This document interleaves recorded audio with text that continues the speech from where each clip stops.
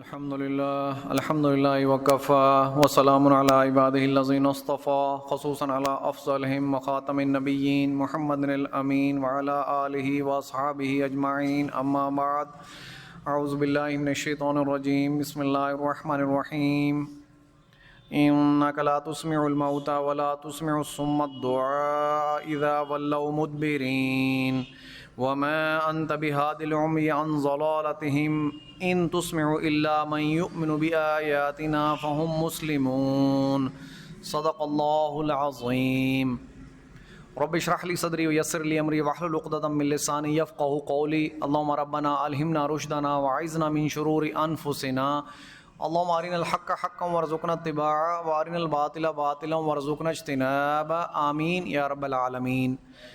میرے محترم بھائیو بزرگوں دوستو، درس قرآن و درس حدیث کے ضمن میں سورۃ نمل کی 2 آیات تلاوت کی ہیں۔ اللہ تبارک و تعالیٰ سے دعا ہے کہ مجھے خود سمجھنے، آپ کو سمجھانے اور آپ کو سمجھنے کی توفیق عطا فرمائے، آمین۔ جو حدیث پاک آج میں آپ کے سامنے بیان کرنے لگا ہوں اس کے راوی ہیں حضرت شداد ابن اوس۔ ان شداد ابن اوس رضی اللہ تعالیٰ عنہ قال رسول اللہ صلی اللہ علیہ وسلم الکیس من ہاد نفسہ وعمل لما بعد الموت والعاجز ان اتبع نفسہ ہواها وتمنى علی اللہ او کما قال رسول اللہ صلی اللہ علیہ وسلم۔ حدیث پاک نہایت ہی مختصر ہے اور نہایت ہی جامع ہے، اور پچھلے تمام دروس میں جو حدیث پاک جن کا بیان کیا جا رہا تھا اس سے یہ متصل ہی ہے، اس کے مضامین بھی ان سے ملتے جلتے ہیں۔ حضرت شداد ابن اوس رضی اللہ تعالیٰ عنہ فرماتے ہیں کہ اللہ کے رسول صلی اللہ علیہ وسلم نے فرمایا، دیکھیں یہاں اللہ کے رسول نے اس حدیث پاک میں 2 طرح کے لوگوں کا ذکر کر دیا، 2 طرح کے لوگوں کا ذکر۔ الکیس من ہاد نفسہ وعمل لما بعد الموت والعاجز ان اتبع نفسہ ہواها وتمنى علی اللہ۔ 2 طرح کے لوگوں کا اس حدیث پاک میں ذکر ہوا ہے، اور ذکر کرنے والے ہیں اللہ کے رسول صلی اللہ علیہ وسلم محمد مصطفیٰ احمد مجتبیٰ۔ آپ کی ہر بات جیسے میں نے آپ کو بتایا تھا کہ اللہ کی طرف سے وحی ہوتی ہے اور محمد رسول اللہ فرماتے ہیں۔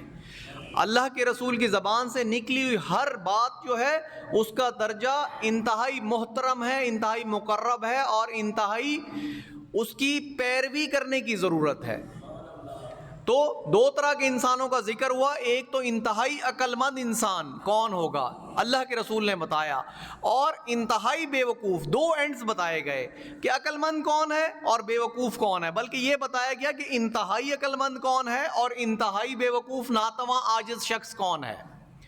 تو عقل مند شخص کے بارے اللہ کے رسول نے کیا فرمایا کہ جو اپنے نفس کی خواہشات کو قابو میں رکھے، اس دنیا میں رہتے ہوئے اپنے نفس کی خواہشات کو قابو میں رکھے، اور موت کے بعد آنے والے تمام جو منازل ہیں اس کی تیاری میں اپنے آپ کو دنیا میں مصروف رکھے۔ سب سے عقل مند شخص وہ ہوگا جو اپنی نفس کی خواہشات کو پسے پشت ڈالے گا، اس دنیا میں رہے گا تو صحیح لیکن تیاری کرے گا آخرت کی۔ جیسے میں آپ کو ایک مثال سے واضح کر دوں کہ سال کا آغاز ہوتا ہے اور کچھ طالب علم کی نظر سیدھی سال کے اختتام والے امتحان پر ہوتی ہے۔ آغاز ہوا چاہتا ہے ابھی سال کا، اور پتہ بھی نہیں سال کب گزرے گا، امتحان کب آئے گا، امتحان میں کیا آئے گا، اسٹوڈنٹ کو کچھ نہیں پتا ہوتا۔ لیکن عقل مند اور جو قابل سٹوڈنٹس ہوتے ہیں، جو قابل طالب علم ہوتے ہیں، جنہیں ہم کہتے ہیں کہ بڑے محنتی ہیں، قابل ہیں، ذہین ہیں، ان کی توجہ پہلے دن سے ہی اپنے سال کے بعد آنے والے امتحان پر مبذول ہوتی ہے، اور وہ اس کی تیاری میں پہلے دن سے ہی لگ جاتے ہیں۔ ان کے نزدیک یہ نہیں ہوتا کہ 6 مہینے گزار لیں، 9 مہینے گزار لیں، کچھ اور وقت گزار لیں پھر تیاری کر لیں گے۔ تو آج آپ اس مثال سے سمجھ ہی گئے ہوں گے کہ ہم لوگ زندگی کیسے بسر کر رہے ہیں۔ ہمارا بھی یہی رویہ ہے کہ ابھی تو 30 گزرے ہیں، چلو وقت پڑا ہے، ابھی تو 40 گزرے ہیں، وقت پڑا ہے، ابھی 50، ابھی 60، اسی طرح دہائی پر دہائی چڑھتی چلی جاتی ہے، اور وقت وہ آ جاتا ہے کہ جب فرشتہ حاضر ہو جاتا ہے۔ اللہ تبارک و تعالیٰ فرماتے ہیں کہ ایک ساتھ بھی لا یستقدمون ولا یستاخرون، ایک ساتھ نہ آگے ہوگی نہ پیچھے ہوگی. فَإِذَا بَلَغَتِ التَّرَاقِيَ وَقِيلَ مَنْ رَاقٍ وَظَنَّ أَنَّهُ الْفِرَاقُ، کہ جب جان یا ہنسلیوں کی ہڈی میں آ کر پھنس جائے گی تو ارد گرد والے جو ہوں گے وہ مایوس ہو جائیں گے، وہ کہیں گے اب کسی جھاڑ پھونک کرنے والے کو بلا لو، اس کی مشکل آسان ہو جائے، اس کی مشکل آسان ہو جائے. اور جو مرنے والا ہوگا وَظَنَّ أَنَّهُ الْفِرَاقُ، اسے اس بات کا یقین ہو جائے گا کہ جدائی کا لمحہ آ پہنچا ہے. قرآن کے الفاظ. تو عقل مند شخص کون ہوا؟ اللہ کے رسول نے بتایا کہ عقل مند شخص وہ ہے کہ جو اپنی اس دنیا میں رہتے ہوئے اس کے پاس فراغت بھی تھی، اس کے پاس صحت بھی تھی، سب کچھ تھا، تو تب اس نے اپنا ٹارگٹ آخرت کو بنا کے رکھا تھا. وہ اپنے ان تمام اعمال میں مشغول رہا کہ جس سے اس کی آخرت کی تیاری میں آسانی ہو جائے. اس نے تمام معروفات جو قرآن نے بتائے ان پر عمل کرتا رہا، تمام منکرات سے بچتا رہا، اللہ کے دین کو قائم کرنے کی کوشش کرتا رہا. تو یہ شخص تو عقل مند ہوا. جیسے میں نے آپ کو پہلے کئی بار یہ آیت پڑھی، وَأَمَّا مَنْ خَافَ مَقَامَ رَبِّهِ وَنَهَى النَّفْسَ عَنِ الْهَوَىٰ فَإِنَّ الْجَنَّةَ هِيَ الْمَأْوَىٰ، کہ جو شخص اس بات سے خوف کھاتا رہا کہ اس نے ایک دن اللہ کے سامنے کھڑے ہونا ہے، اس کی پوچھ گچھ ہونی ہے، اس کی ساری زندگی کا حساب ہونا ہے. لا تزول قدم ابن آدم، آدم کے بیٹے کے قدم اللہ کے سامنے سے نہیں ہٹ سکیں گے جب تک 5 چیزوں کا جواب دے نہیں دے گا. 5 چیزوں کا جواب دے نہیں دے گا. عمر کہاں گزاری، جوانی کہاں فنا کی، مال کہاں سے کمایا کہاں خرچ کیا، اور جو علم دیا تھا اس پر کتنا عمل کیا.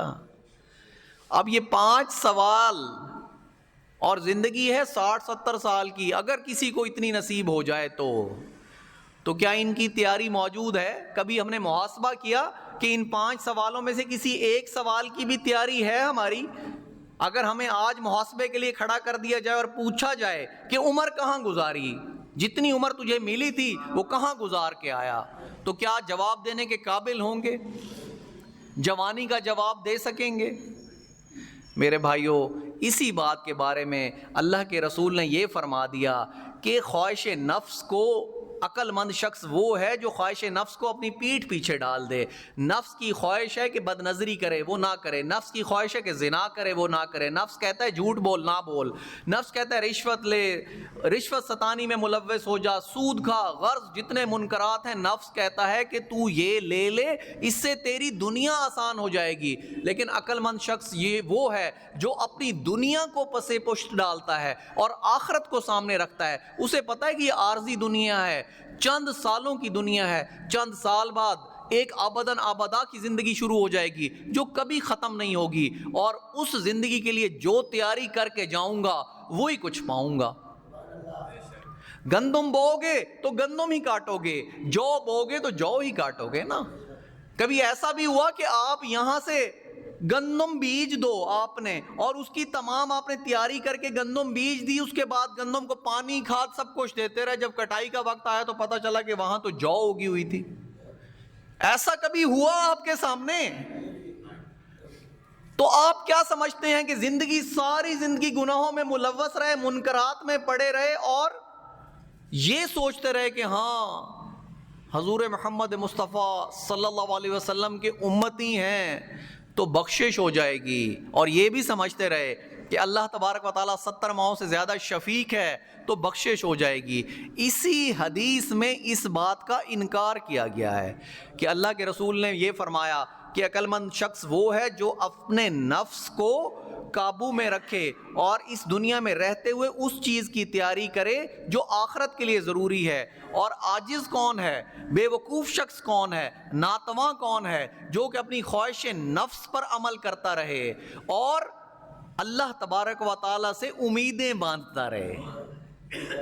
ادھر تو خواہش نفس پر چلتا رہا اور امید رکھی ہوئی ہے جنت کی، بلکہ جنت الفردوس کی، جنت الماوا کی، اور یہاں وہ اپنے نفس کی خواہشات پہ مستقل عمل کر رہا ہے. نفس کی خواہشات کو اس نے پسے پشت نہیں ڈالا.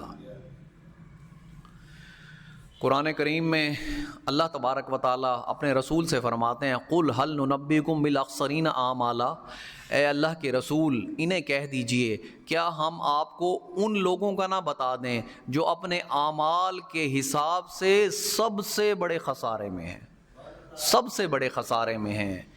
الذین ضل سعیہم فی الحیات الدنیا وہم یحسبون انہم یحسنون صنعا، کہ وہ لوگ جنہوں نے اپنی زندگی پوری کی پوری زندگی اپنی تمام توانائیاں اس دنیا کو کمانے میں خرچ کر دیں اور وہ یہ سمجھتے رہے کہ وہ بہت اچھا کام کر رہے ہیں، ان پر فضل ربی ہے، دولت ہی دولت ہے، شہرت ہی شہرت ہے، گھر بن گئے، گاڑیاں بن گئی، بچے پڑھ لکھ گئے، اور وہ اس بات کو کامیابی سمجھتے رہے۔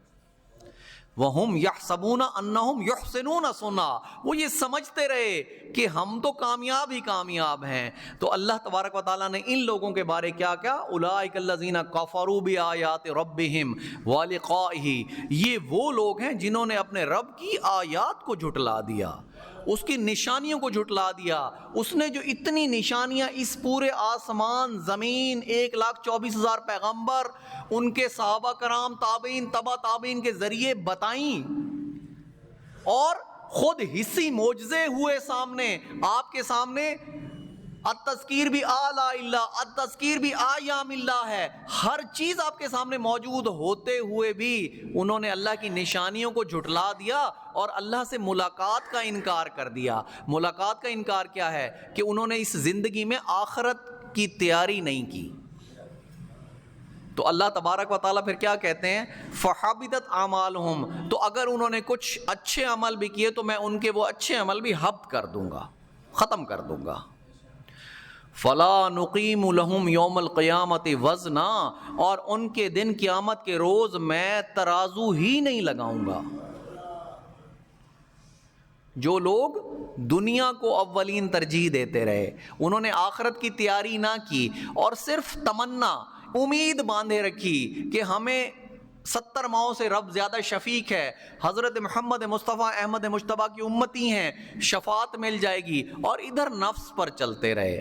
ایک اور حدیث پاک ہے، کسی دن آپ کے سامنے بیان کروں گا، کہ قیامت کے روز کچھ لوگ حضور صلی اللہ علیہ وسلم کی طرف بڑھ رہے ہوں گے، وہ لوگ آپ کو پہچانتے ہوں گے اور آپ ان کو پہچانتے ہوں گے، وہ لوگ آپ کو پہچانتے ہوں گے اور آپ ان کو پہچانتے ہوں گے، کہ یکدم پتہ چلے گا کہ فرشتے ان کے درمیان اور آپ کے درمیان ایک دیوار حائل کر دیں گے۔ تو اللہ کے رسول پوچھیں گے کہ یہ لوگ میرے امتی ہیں، میں انہیں جانتا ہوں، یہ مجھے جانتے ہیں، یہ دیوار کیسی؟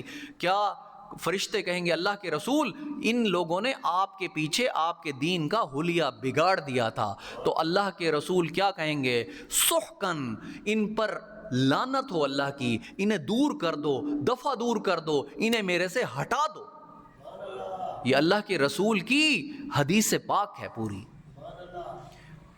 اس طرح کی امیدیں جو ہیں ہمیں نہیں باندھنی چاہیے۔ ہاں، امید اس وقت باندھیں، جو اسٹوڈنٹ، جو طالب علم کامیابی کی امید کس وقت باندھتا ہے؟ جب اس کی تیاری مکمل ہوتی ہے، امتحان بھی اچھا دے لیتا ہے، تب اس کے دل میں آتا ہے کہ اب جب رزلٹ آئے گا تو کامیابی انشاءاللہ ضرور ملے گی۔ ایک امید بندھتی ہے کامیابی کی، کس لیے؟ کہ پورا سال محنت کی، اٹینڈنس بھی پوری ہے، ٹیسٹ بھی سارے کلیئر ہیں، اور جو امتحان میں بیٹھا وہ بھی بہت اچھے انداز میں نے دیا، اب امید رزلٹ کی اچھی رکھے گا۔ اور جس طالب علم نے پورا سال کوئی محنت نہ کی، کوئی ٹیسٹ پاس نہیں ہے، اس کی اٹینڈنسز پوری نہیں ہے، تو کیا وہ بھی امید رکھے گا کہ میں امتحان میں میرا رزلٹ آج اچھا آئے گا؟ ایسا نہیں ہوتا۔ امید تب باندھو گے کہ جب تمہاری محنت پوری ہوگی، جب تمہارے دل کو یقین ہوگا کہ میں نے اس دنیا میں رہتے ہوئے آخرت کی تیاری کا حق ادا کر دیا۔ پھر اللہ سے رحمت کی امید تب رکھنا، اللہ سے رحمت کی امید تب رکھنا جب اس دنیا میں رہتے ہوئے تم یہ سمجھو کہ میں نے اس دنیا میں رہتے ہوئے آخرت کی تیاری کا حق ادا کر دیا۔ قرآن کریم میں اللہ تبارک و تعالیٰ فرماتے ہیں قل اے نبی ان سے کہہ دیجئے صلی اللہ علیہ وسلم ان کان آباؤکم و ابناؤکم و اخوانکم و ازواجکم و عشیرتکم و اموال اقترفتموہا و تجارت تخشون کسادہا و مساکن ترضونہا۔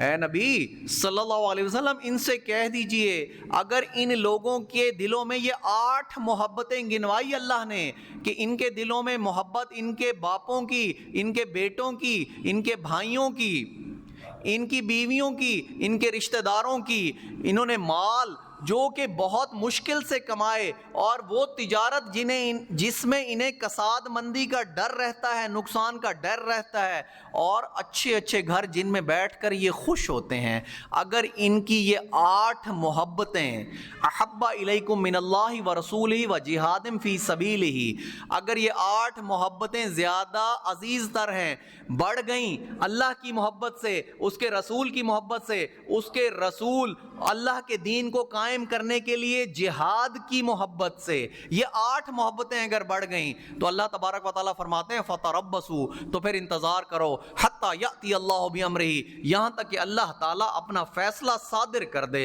وَاللَّهُ لَا يَهْدِي الْقَوْمَ الْفَاسِقِينَ، اللہ تعالیٰ فاسقوں کی قوم کو ہدایت نہیں دیتا۔ ان 8 محبتوں کو پسے پشت ڈالنا پڑے گا۔ آپ کو میں نے آپ کو گنوا دی ہیں 8 محبتیں، اور آج ہم سب اپنے گریبانوں میں جھانگیں تو یہ 8 محبتیں ہمیں زیادہ عزیز تر ہیں، یہ ہمیں روکے رکھتی ہیں اللہ کے راستے میں نکلنے میں، اللہ کے راستے میں جہاد کرنے سے، اللہ کے دین کو قائم کرنے کے لیے جو وقت نکالنا ہے، یہ 8 محبتیں ہیں جو ہمیں روکے رکھتی ہیں۔ اگر ہم سارے اپنے گریبانوں میں ہاتھ ڈالیں، اپنے گریبانوں میں جھانکیں، تو ہمیں یہ پتہ چل جائے گا کہ واقعی اللہ کے دین کو قائم کرنے کے لیے اگر نکلنا پڑے، اللہ کے راستے میں جہاد کے لیے اگر نکلنا پڑے، اپنے آپ کو پورے کے پورے دین پر لانا پڑے، تو واقعی یہ 8 محبتیں جو ہیں ہمارے آڑے آ رہی ہیں۔ اور اللہ تبارک و تعالیٰ نے کیٹاگوریکلی کہہ دیا کہ واللہ لا یہدی القوم الفاسقین، اللہ تبارک و تعالیٰ جو ہیں وہ فاسقوں کو ہدایت نہیں دیتا۔ ایک اور جگہ پہ عن عبداللہ بن عمر رضی اللہ تعالیٰ عنہ قال قال رسول اللہ صلی اللہ علیہ وسلم لا یؤمن احدکم حتی یکون ہواہ تبعا لما جئت بہ، کہ تم میں سے کوئی ہرگز اس وقت تک مومن نہیں ہو سکتا کہ جب تک اس کی خواہش نفس اس کے تابع نہ ہو جائے جو میں لایا ہوں۔ اس کی خواہش نفس اس کے تابع نہ ہو جائے تب تک وہ مومن نہیں ہو سکتا۔ اور ایک اور جگہ پہ قرآن کریم نے فرمایا وَمَنْ أَضَلُّ مِمَّنِ اتَّبَعَ هَوَاهُ بِغَيْرِ هُدًى مِّنَ اللَّهِ، اور اس سے بڑھ کر گمراہ کون ہوگا جو اللہ کی ہدایت کے باوجود بھی اپنی خواہش نفس پر چلتا رہا۔ إِنَّ اللَّهَ لَا يَهْدِي الْقَوْمَ الظَّالِمِينَ، اللہ تبارک و تعالی ظالموں کی قوم کو ہدایت نہیں دیتا۔ ایک اور جگہ پر قرآن کریم نے فرمایا اَرَأَيْتَ مَنِ اتَّخَذَ إِلَٰهَهُ هَوَاهُ، کیا تو نے اس شخص کو دیکھا جس نے اپنی خواہش نفس کو اپنا الہ بنایا ہوا ہے؟ یہ تمام باتیں عرض کرنے کا مقصد یہ تھا کہ آج زندگی میں ہمارے پاس وقت ہے، اب وقت ہے، کل کے بارے نہ سوچئے گا کہ کل آئے گی۔ جو فیصلہ کرنا ہے وہ آج سے کرنا پڑے گا، جو فیصلہ کرنا ہے وہ ابھی سے کرنا پڑے گا، چونکہ ہمیں اپنے اگلے لمحے کا پتہ نہیں۔ آج ہم مصمم ارادہ کر لیں کہ ہاں ہم نے اپنی آخرت کی تیاری کو اپنے سامنے رکھنا ہے اور دنیا کو پسے پش ڈالنا ہے، ان 8 محبتوں کو ہم نے پیچھے ڈال دینا ہے اور اللہ کے دین کو قائم کرنے کے لیے جہاد کرنا ہے۔ فَيَقْتُلُونَ وَيُقْتَلُونَ، وہ قتل کرتے بھی ہیں، قتل ہوتے بھی ہیں۔ تو میرے بھائیوں جب یہ سامنے منظر آ جائے گا، 8 کی 8 محبتیں پیچھے چلی جائیں گی، تو پھر اللہ کے رسول کے کہے ہوئے قول کے مطابق عقل مند بن جاؤ گے کہ تم نے آخرت کی تیاری اپنے سامنے رکھ لی اور دنیا کو پسے پوش ڈال دیا۔ اللہ تبارک و تعالیٰ سے دعا ہے کہ مجھے اور آپ کو آخرت کی تیاری کرنے کی توفیق عطا فرمائے۔ اس دنیا میں ڈاکٹر صاحب فرمایا کرتے تھے کہ اگر صحت اس وقت نعمت ہے جب نعمت ہدایت ساتھ ہو، نہیں تو صحت بھی زحمت ہے۔ اگر ہدایت نہیں تو صحت بھی زحمت ہے، اور اگر ہدایت نہیں تو دولت بھی زحمت ہے، اور اگر ہدایت نہیں تو شہرت بھی زحمت ہے۔ اگر ہدایت ہے تو یہ تینوں نعمتیں نعمت ہیں، ورنہ یہ نعمتیں نہیں ہیں، یہ تمہیں آگ کا ایندھن بنا دیں گی یہ نعمتیں۔ اگر ہدایت نہیں تو یہ تینوں نعمتیں تمہیں آگ کا ایندھن بنا دیں گی۔ تو اللہ تبارک و تعالیٰ سے دعا ہے کہ مجھے خود عمل کرنے کی اور آپ کو عمل کرنے کی توفیق عطا فرمائے۔ وآخر دعوانا ان الحمد للہ رب العالمین۔